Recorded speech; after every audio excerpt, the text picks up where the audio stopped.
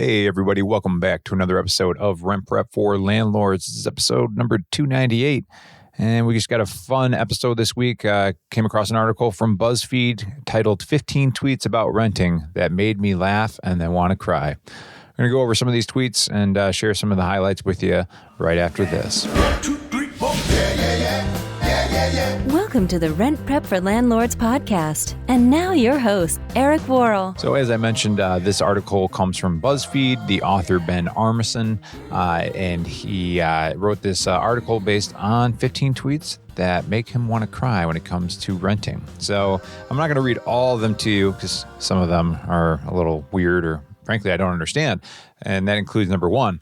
But the number two tweet that made him want to cry said, "Welcome to renting in London.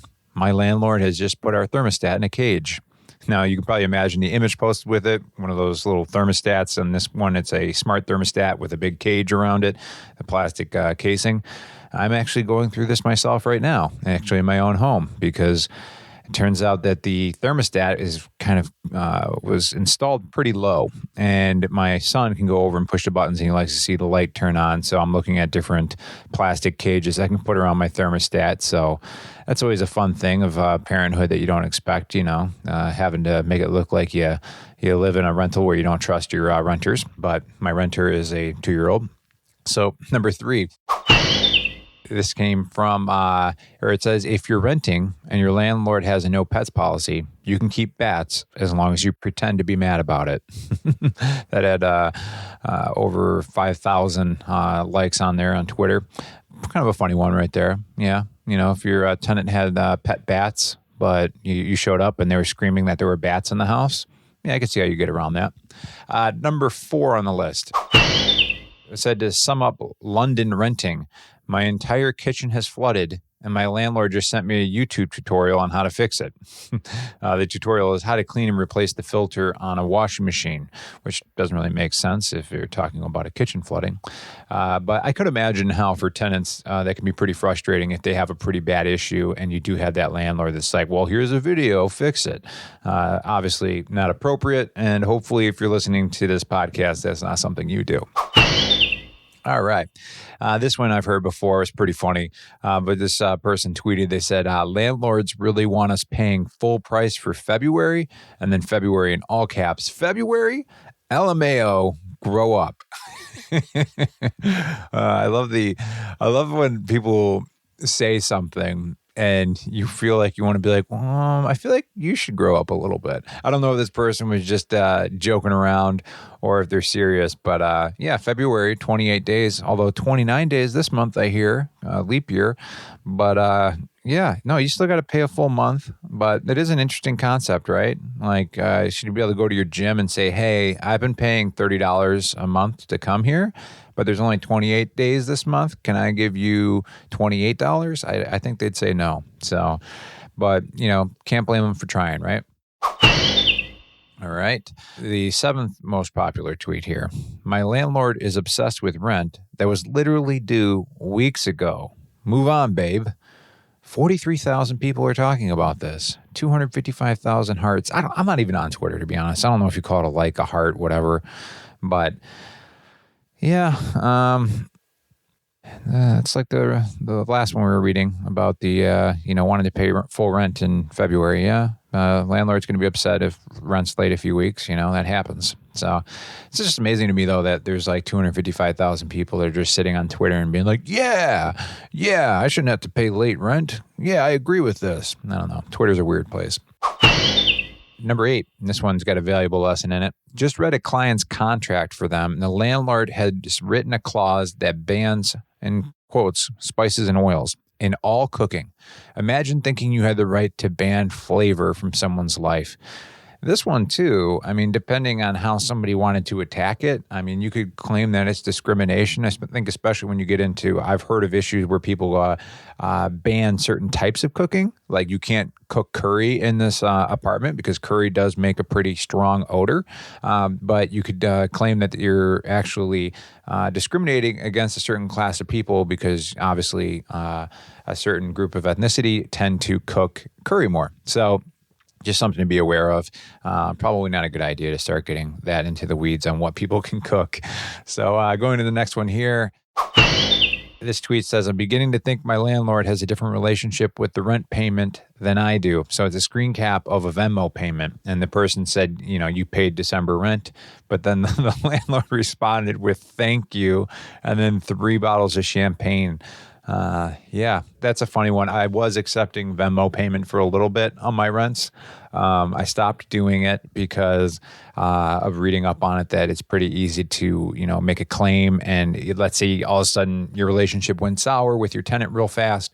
They could go back in and try and, make a claim on a payment they made you and say that it was faulty, and it's really hard to deal with that situation is what I hear. But I also try to not reply to these, you don't want to, make your tenant upset or something, or I feel like it's awkward too. If you don't use Venmo, you have to put an emoji in sometimes. And it's just really awkward. I used to get this, it would be a little house icon, and then it'd be cash with wings on it flying away. And that's what my one renter would send me. And it'd kind of make me feel bad that I'm looking at this thing and I'm like, oh yeah, that's right. You live in this house, so your cash flies over to me because you live there. I don't know. It's just awkward. I hate that you have to put emojis on things too, but maybe this is just my, me being an old miser podcast where I go, well, what's Twitter? And I hate emojis. I don't know. All right. Number 10, James here tweeted that if I was a landlord, I would make rent free as long as my tenants played a game of kickball with me once a week. James, I would suggest that you could try it, but I don't think you'd be a landlord for very long with that strategy. Number 11, this one's pretty funny. This person, they said, becoming the landlord of my own body by refusing to fix anything wrong with it. That one's actually pretty funny. I like that one quite a bit. That's great. I feel like, right now it's mid-February. We're all over our New Year's resolutions, and mine was I'm gonna exercise 3 days a week at the gym. I'm gonna get into a morning routine where I'm stretching, drinking this much water, all the typical stuff you see. And I'm already I don't have time to exercise. I'm skipping out on that and just getting right to work. And oh gosh. So yeah, I am the landlord of my own body as well, refusing to fix what's wrong with it. All right, let's see. Number 13, told my landlord not to have baths has been leaking, or told by my landlord not to have baths as it's been leaking and the floor could collapse at any moment. But hey, we should all aspire to die doing something we love. Yeah, that's a pretty silly one too, because you're adding weight to a tub if you're just standing it and taking a shower too. I understand it's not as much weight, right? And interesting little tidbit I found out from the YouTubes is if you're caulking around a bath, because this happened to me. I know this is going on a tangent, but I love a good tangent. If you're caulking around a bathtub in between where the tile meets your tub, in that space, you want to fill the bathtub up with water first and then caulk. What that does is it actually pulls the tub down just a little bit, especially if it's an acrylic tub, which is what I have in my house. And then when you put the caulk in and it hardens, you can let that water out, I think 24 hours later or something like that. So then the tub kind of comes up into the caulk, as opposed to if you caulk without the tub being full, and then the tub gets filled up and it pulls down a little bit. That's what causes that little crack or separation in your caulk line in between the tile and the tub. So there is your random, DIY home renovations tip of the day, unsolicited and not asked for. All right. Number 14, rent being due this month of all months. Read the room, Glenn, my landlord. I don't understand this one. Let me try this again.